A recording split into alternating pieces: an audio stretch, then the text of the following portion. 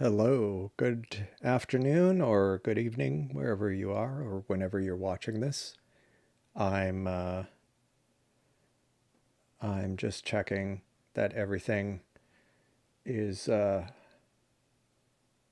seems to be in order. I want to make sure that the audio is going to the right place and the camera is going to the right place. Yeah, it looks fine. So, this will be about some Seestar S50 related things again. Specifically, I had a night live stream the other day, actually not the other day, on Monday, and I'm looking at my phone because I'll explain in a moment. But I hadn't updated the firmware to the latest version, and I made a community post and and I put something out on my website about the firmware update. But I noticed after I was done with the live stream, that said, there wasn't a whole lot that firmware would have necessarily brought for that evening. But there are some interesting features, and I went into them, like I say, in the community wall. But one thing I was experimenting with is seeing how what changes had been made to solar mode specifically, and I figured this would be a good time to kind of demonstrate it live, uh, like literally live, and so that's what we're going to do. Uh, I have the app on my phone right here, and I had just the reason I keep looking over at it is just before I went live, a bird flew right across the sun's disk, which was kind of cool. I'm like, too bad I wasn't live at that point, because that would have been cool. But who knows? Maybe we'll have another bird come through the field. So I'm just going to go right into it. You can see there were a few new features that were added, um, like you can. Well, I'll get to them, but one of them, I believe these were all things that were added. There was a 2x and 4x mode that had been added to planetary mode, but they added them in the latest firmware to solar and lunar mode, which it's a digital zoom, so it's not like you're really going to get a lot more detail, but it's still kind of handy. So this is a live view. I'm going to 2x mode, and you can see now. One thing you'll notice is the actually let me back it out to 1x mode. One thing you'll notice is the it's vibrating a little bit at times. It's kind of janky. It's in the afternoon here, and I don't really, my front yard is in shadow, so I have the telescope sitting on a couple of crates, um, to prop it up so it can look out a window. And so this is actually shooting through glass. And so it's actually not too bad. Okay, so I just wanted to double check on the focus here, but let's get back into the into zooming in. And so you can start, you can kind of get in a little bit tighter. Let's go into this sunset group here. Um, let's see. I'm just kind of moving it a little bit to try to get it centered, and that still doesn't look in focus. Let's see if I can manually focus that. Does that make it better? Does it make it a little crisper? Maybe. Yeah, I think that was a little crisper. I think that was right where it was before I autofocused it. Yeah, I'm looking on the stream and it looks reasonable. So that's one thing that's kind of nice. I believe it moves the telescope slightly, so it's not zooming in a specific area. I think it's actually zooming in. Yeah, see, the uh, the uh, the sun was off center, so I zoomed in and then kind of moved it to that sunset group near the bottom, and it ended up actually uh, repointing the telescope slightly. So that's kind of nice. But what's interesting, so in video mode, I was kind of playing around with it, and one thing it adds, so this feature I think only works in raw mode, but it supports stacking the video. So it'll take a series of frames and then try to improve the video by kind of combining them. So let me switch to raw mode here. And actually, I'll do the full Suns disk first. So I'm going to record for 7 seconds. I haven't really looked to see what their recommendation is. Okay. I went more than 7 seconds. And so let me try zooming in and see what the net result is for both of those. So again, let's go down to that sunset group. Oops, went the wrong direction. There. And let's try to get this nice and centered. Okay. And I'm going to record this for a few seconds. And you can see it's kind of shimmering a bit because I'm videoing this right over the rooftops of some houses right across. Plus it's during the day and you get a lot of convection and atmospheric. Oh, I already did like 20 seconds.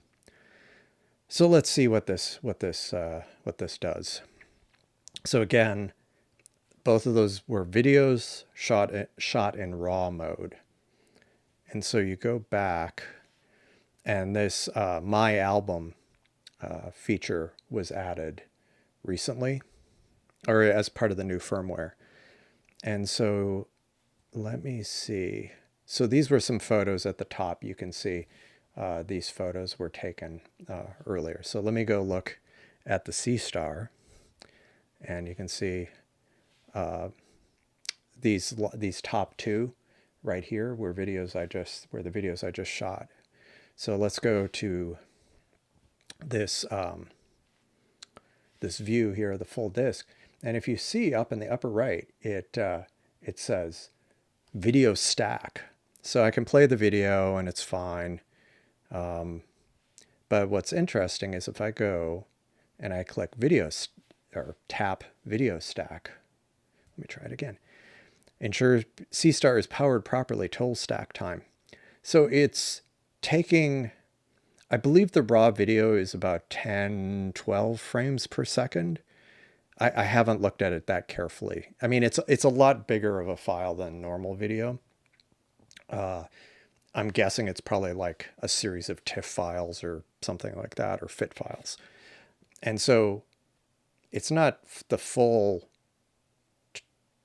20 something frames per second, but in any case, right now it's stacking that on the camera. I mean, on the telescope. And because I did over 10 seconds here, it takes a little bit of time. I haven't really kind of explored to see what the ideal kind of length is, because we had a bunch of cloudy weather after this. I updated to this firmware, so it was only today that things kind of have cleared out and will be clear for the next few days. So let me just, so far it's been running a bit over a minute. And it's doing this on the telescope. So, but if you connect your computer directly to the telescope, you can pull down all the raw files. The raw videos are pretty large. When I've looked at them before, they didn't have this auto stacking mode. I was actually trying to do it on use it on my computer and didn't have any luck. So it took, okay, so stack succeeded, saved in SolarFill. So you can go and, you can go look at the result. I really haven't compared this. One or two of the results I looked at, it seemed like the sunspots were a bit crisper. But one thing I noticed is up here, you notice now that I've stacked it, I can go edit it. Now it's not like a comprehensive editing, but it has like the standard color contrast, brightness, saturation, sharpness, and denoising. I actually haven't messed with the denoising. So let's bring up the brightness on this. So that kind of washed it out. So let me increase the contrast. It's kind of a little, it looks a little fake, but we're just doing this. Whoa, we're just doing this live. So let me go back to that. Okay, fine. And then maybe increase the contrast. And I don't know that saturation is what we need here, but it didn't seem to do much difference. Sharpness. So let me zoom in here and see if the sharpness does anything. Oh yeah, see, look at this. See, I mean, it looks over sharpened, but it's kind of brought out some details. So somewhere in there. And what was this denoising? Let's see what this does. Does this actually? It's probably the sharpness. Let me turn down the sharpness. But yeah, I have just begun to play around with this. So it's relatively, I mean, it's a new feature, but you know, it's not, it kind of, look, there's a sunspot group on the corner there up here. Anyway, I'll just leave it at that for now, but you can kind of see how this works, and see it added the thing I edited to my photo album. And then this might take a while, so I'm debating whether I want to even do that or not. One thing that was kind of cool earlier when I was trying to test this out, there were clouds going over the, like I was saying this morning, there were clouds and it was starting to clear, and it was actually kind of cool because the winds kind of were strange, and there were clouds going at different levels in different directions. And so you can kind of see this weird, it was this weird turbulence where you would see clouds going one direction. Yeah, see, you can see one's going up and one's going to the left, which was kind of weird, kind of cool. But so going back to that longer exposure, this is the one where I kind of zoomed into the sunspot group. So let me try stacking it. This will probably take a couple minutes or more. But yeah, it's kind of an interesting feature. I mean, every firmware update they do, some of them have more features than others. Some of them are just bug fixes, but a lot of them have been actually pretty neat, where they've added a lot of new functionality. And so, yeah, it just keeps getting better and better. Still waiting for mosaic mode, which hopefully will arrive at some point. But I know there would definitely be some challenges with that. It's up to 73, 74%. Yeah, let's see, what else did I mean, like I was saying, or like I showed, the controls for editing are fairly simple, but still, it's nice if you're kind of doing something, taking photo of, and this works in lunar mode too, which I need to check that out once I get a chance. But it lets you do some like light editing if you want to share something while you're kind of out in the field, as it were, doing some observing session. So that's kind of cool. It won't. It's not at this point going to replace standalone astronomy software. Which, speaking of which, the Cyril video that I keep mentioning, I'm kind of finishing that up, so I hope to release that soon. Okay, let's get back to the phone.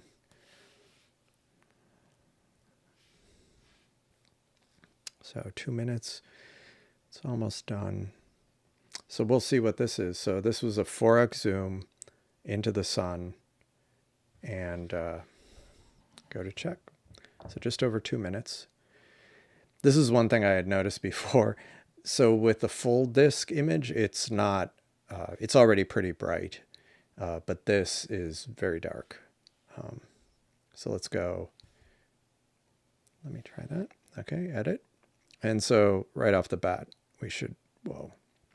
So again, the problem is it kind of brightens everything. So kind of increase the contrast.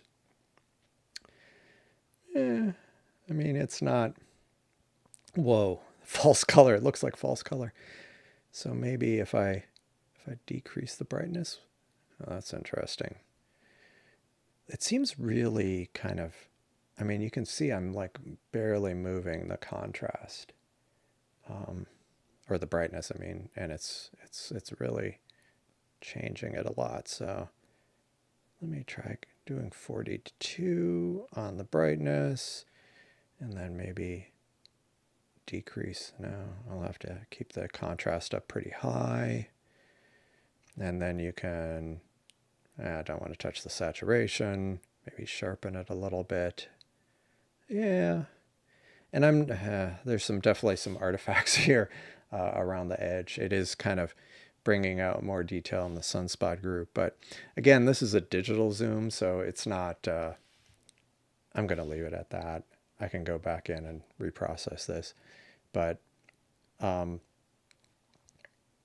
it's a digital zoom, so there's limits on what you can do.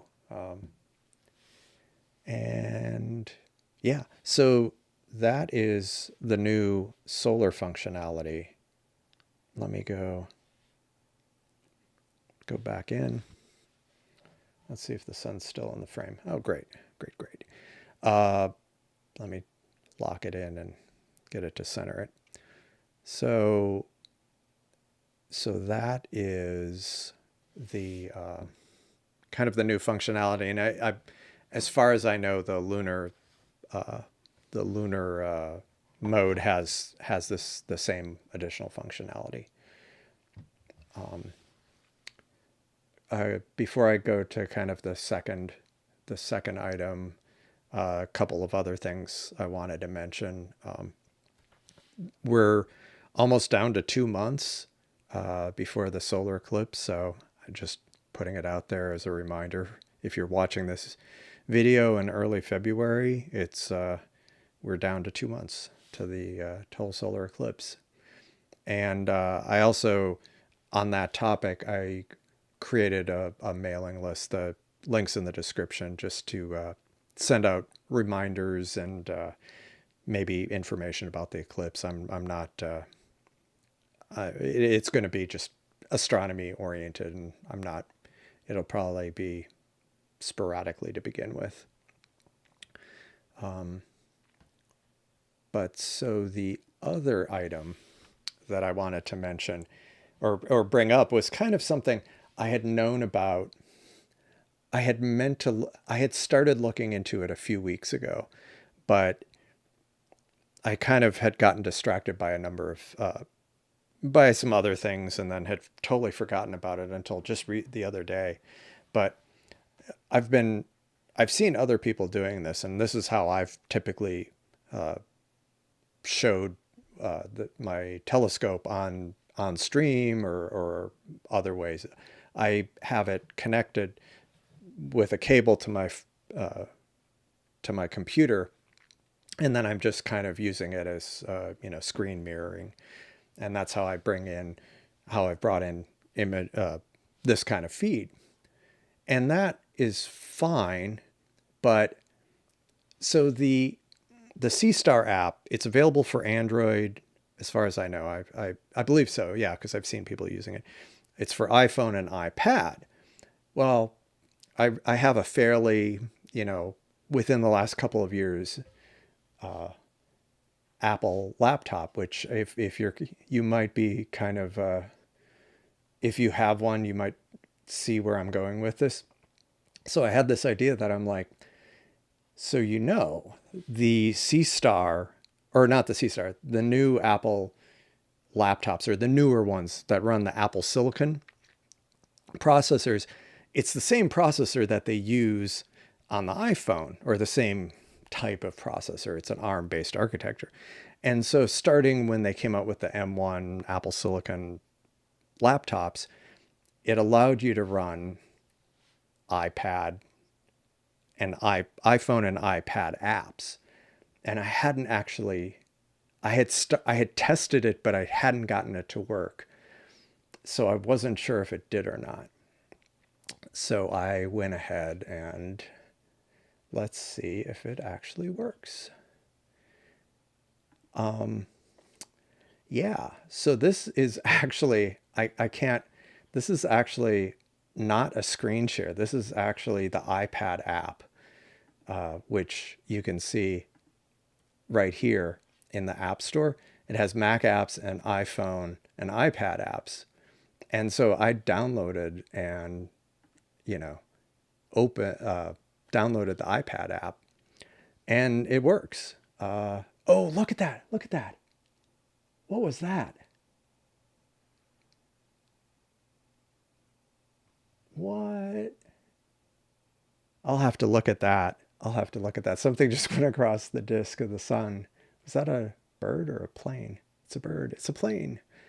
Um, but yeah, so the nice thing about this setup, so if you taking a step back, the Seestar telescope has its own built-in Wi-Fi, and you can run it either where your phone connects to the it connects to the telescope, or you can run it in what they call station mode, where your telescope is connected to your Wi-Fi network, and then you run the app on your iPhone, and it connects, and you have it connected to your Wi-Fi network, and it's talking to the telescope over your house's Wi-Fi network.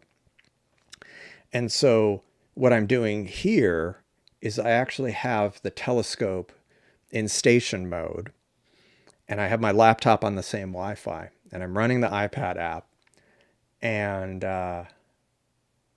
yeah, it has like all the same functionality. Like you can see where we can zoom in, just like we did with the yeah. See, I'm able to control it. And so this way. Oops, I exited. I didn't mean to exit.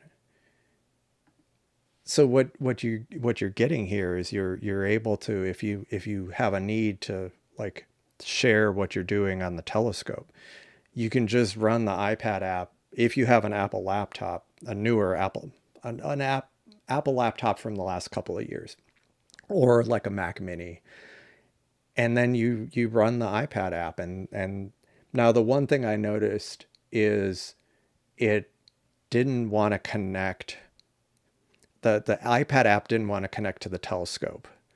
So I on a whim, I tried switching it from the phone app. I switched it to non-station mode. Then I connected to the telescope's Wi-Fi from my laptop, ran the iPad app. It said push the button on the bottom. It connected. And then I switched it back to station mode, switched my laptop back to my Wi-Fi. If you have questions about the procedure I did, leave a question in the comments. I'll describe it again, and I'll probably write it up. It's not that complicated, but it seemed a little finicky, but as you can see, it works. And what's even cooler is, or what I find cool, well, because you can see it's an iPad app, it's got so much more screen real estate, but it asks like if it wants you to connect to your photo gallery. And so I said yes, and because it's synchronizing through iCloud from my iPhone, all the images I was able to pull up on my phone are visible here in this version of the app, including the deep sky stacking. So these are all the raw subframes on that telescope that's in the other room. And so I could go in there and kind of restack them just like on the phone. And yeah, you can just do all your observing from here. And so I'm probably going to do this. Like I say, I was kind of annoyed that I didn't check out the firmware before the last, or the live stream I did where I did kind of an evening session, because this will be perfect for that, because you can see the display much better. Like you can see the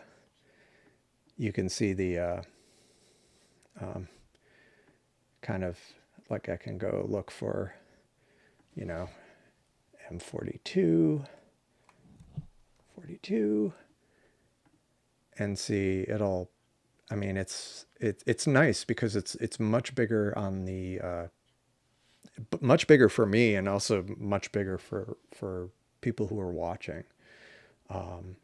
So yeah, I definitely thought that was an interesting. I knew it was possible. I haven't seen anyone else mentioning this. Then again, I haven't seen a lot of people live streaming their Seestars, but certainly this is kind of, this is nice, and it has, like I was saying, like literally all the functionality. I can shut it down. I can do the calibration. I can do everything, because it's just an app that's connecting to the telescope, and it's doing all the same functionality. So yeah, it was kind of neat. It's kind of neat. Let's see if we can see anything else. Oh, yeah. So this is where I was saying this is just in the nick of time, because I was just filming this over a house across the street, and it's getting later here. The sun will set in like an hour and a half. It's kind of going down behind the house. This is the issue I have with normal astrophotography as well,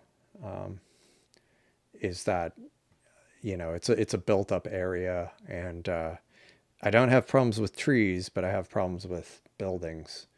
And so there goes the sun. But at least, but yeah, you can get the. It's actually kind of cool. It's very cool, and it's. Let's see. And I noticed like all the other functionality.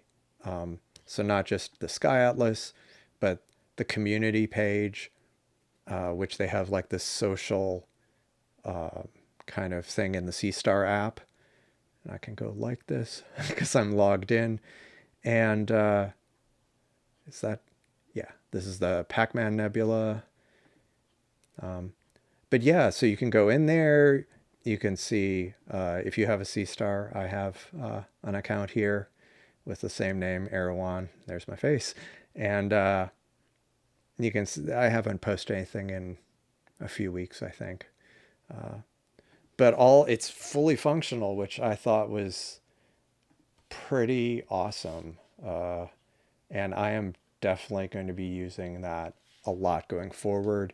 I think it's going to also be handy for the solar eclipse, because I talked about this before. I don't plan during totality. I won't be able to. I don't think I'll be using the Seestar, but during the partial phases, it'll be perfect, because you can see like the the image of the sun kind of fills the frame, so it'll be perfect. And being able to do this where you have it, you don't have to deal with, because sometimes these connections end up being. I actually had an issue where I think I had plugged and unplugged it a few times, and the software I was running kind of lost its mind, and I ended up having to reboot my laptop to get it to recognize to be able to screen share again off my phone. I haven't had it happen since, but that one time it was highly inconvenient. But this way you have it running all on your laptop. Again, doesn't help if you don't have a relatively new, or like an M1 or later Apple laptop. But if you do, it's great. If you have a Seestar, you can have your laptop there, and the software to control the telescope, all in one package. Like I say, I'm going to be using it for the eclipse. At least that's the plan now. We'll see. We'll see. Let's see what else. I think that was it. Like I said, if you want to join my new mailing list, it's astronomy themed, and especially in the next couple months, it's going to be a lot more focused on the eclipse, because that's probably the most front of mind thing I have at this point. But thanks for tuning in, and if you watch this after, leave a comment if you have any questions, and I think we will leave it at that. Thanks for tuning in, and I'll see you in the next video.